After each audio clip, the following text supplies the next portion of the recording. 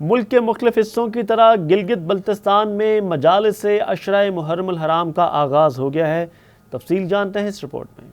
نواسہ رسول امام علی مقام پوری انسانیت کے پیشوا اور امام ہیں، لہٰذا عزاداری سید الشہداء کسی مکتب اور مسلک کے خلاف نہیں بلکہ یزیدیت اور ظلم کے خلاف صدائے احتجاج ہے۔ محرم ہمیں سید الشہداء حضرت امام حسین علیہ السلام اور شہدائے کربلا کی شہادت کے ساتھ ساتھ ان کے مشن اور جد و جہد کی طرف متوجہ کرتا ہے۔ واقعات کربلا کا ذکر اور شہدائے کربلا کی یاد تازہ کرنا اور ان کے مشن اور جد و جہد کو تازہ کرنے کا ایک ذریعہ ہے۔ یہی وجہ ہے کہ محافل عزاداری اور مجلس عزا کا انعقاد کیا جاتا ہے تاکہ حسینیت کے مقاصد اور یزیدیت کے عزائم کو دنیا کے سامنے واضح کیا جا سکے اور مشن حسین کی روشنی اور رہنمائی میں دور حاضر کے مسائل اور چیلنجز سے نبردآزما ہونے کا لاہ عمل اختیار کیا جا سکے۔ ملک بھر کی طرح گلگت بلتستان میں بھی یکم محرم الحرام کے سلسلے میں مجالس کا اہتمام کیا گیا۔ مجالس سے پہلے مختلف امام بارگاہوں میں تقریب علم کشائی ہوئی۔ علم کشائی کے وقت مرثیہ خوانی کی گئی۔